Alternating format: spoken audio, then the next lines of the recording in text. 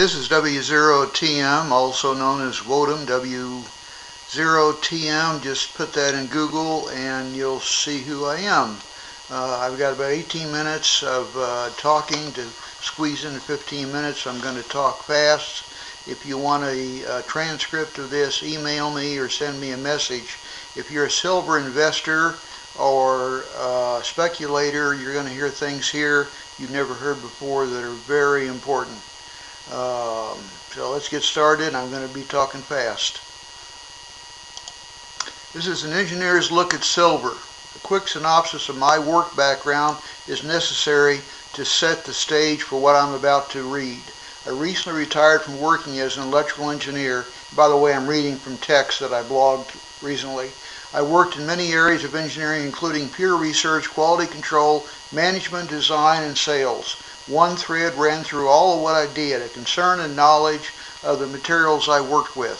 In fact, early in my career, I worked for the Atomic Energy Commission, people who made the bombs, of which, due to the nature of the end product, nuclear weapons, price was no object. From peer research to design to final product, we used the very best, the optimum material in all we did. For metals, there was titanium and the like, but silver always carried the load in virtually all we did. Its properties, the low resistance, stability, and so forth were almost always at the top of the list of metals we had to choose from. Back then, silver was just a metal, not being expensive unless an end product was almost entirely silver and quite large. Except for a few spikes in price caused by market forces, not demand, the price of silver remained low until the 1990s. The price was still relatively low until not too many years ago. Why is that? There was still plenty of silver in the ground, even though no one seemed to notice that most of the total supply had been located and quantified. Switching hats for a moment to that of an investor, it became obvious to me in the late 1980s the world was running out of silver and might even run out in industrial use amounts, I mean like tons, in my lifetime. So I began buying silver as a long-term investment. My belief in the long-term shortage of silver is only now being recognized. For many years, industrial and jewelry uses of silver dropped in applications where other metals could be substituted without a noticeable difference in performance, industrial, or appearance, jewelry. Added to this was the huge drop in the need for silver in photography, as photography storage, except for the final print, which requires silver, was done digitally, and still is, and always will be from this day on.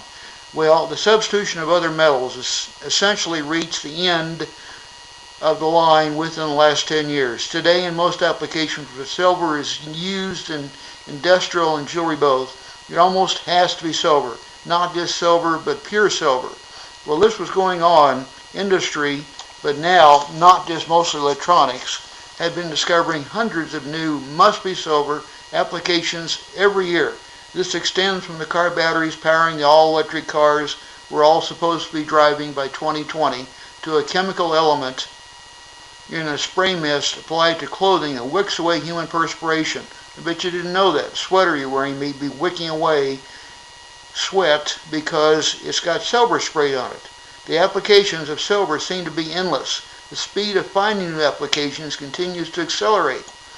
Silver is an amazing metal. As a quick note of comparison, I am not aware of any application where gold is currently used that something else cannot be substituted for it.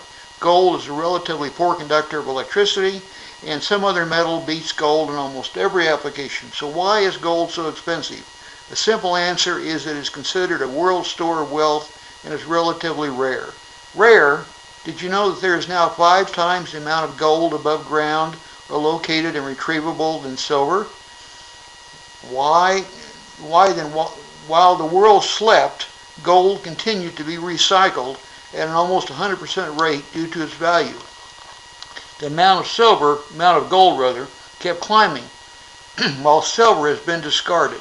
If it costs more than an ounce of silver to retrieve it from a used product of some type, why do it? 95% of the silver that existed in 1990 is now gone and forever lost in landfills worldwide.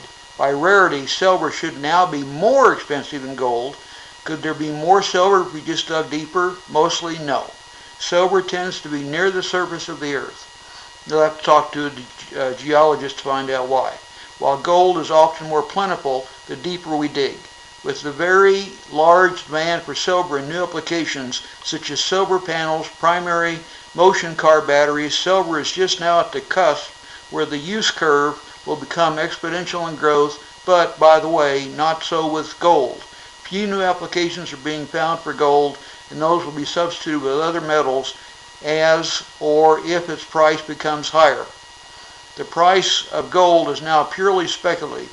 The price of silver is rapidly changing from speculation to an industrial must-have metal where the demand is just now beginning to outstrip supply. We cannot make more silver. You don't make silver, it's mined. It's been said if we don't begin to recycle silver now, silver will become the first metal in the periodic table. Remember that from high school periodic tables? To become extinct.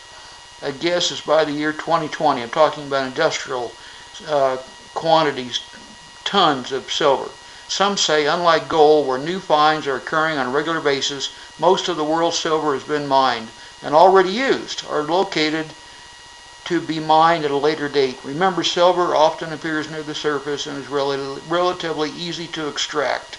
I'll leave the reasons why the price of silver has been kept so low to others, but it must be market manipulation. To me, nothing else makes sense. Industrial use of silver is now 53% of the market of silver. Its use in jewelry will continue to drop as its price continues to go up, but its drop won't even be noticed, as large users of industrial silver stockpile vast quantities of silver as they become aware of what you are hearing here for the first time, probably. Its price and its scarcity will skyrocket as a self-fulfilling prophecy. I refer you to an Exit article found at, and I'll put the email down below, or I'll put it here somewhere, or email me for it, or message me for it. It's on endomail.com for far more details than you'll find here. If the price of silver does climb significantly soon to bring forth 100% recycling, the world must step in and do something. It must begin to recycle silver. Silver is a must-have metal, and without it, technology of the future will be hindered to a great degree. Not only do I expect large users of silver, like electronics, to stockpile large quantities to last them for many years, I can visualize countries deciding the possession of silver to be an issue of national security. Perhaps several already do. I suspect China does. Just a guess, but I believe these entities, countries, so forth, distrust paper silver as much as I do. Paper silver is a piece of paper that says you hereby own this amount of silver that is stuck in a JP Morgan vault 6 stories underground in New York City, yada yada, so forth. I don't trust that. There is just so much smoke in that for there not to be some fire. Most of my relatively meager holdings in silver, almost all physical, in my possession. Well hidden, but in my possession. I expect fully all industrial, military, national security holders of silver and others will also possess only physical silver.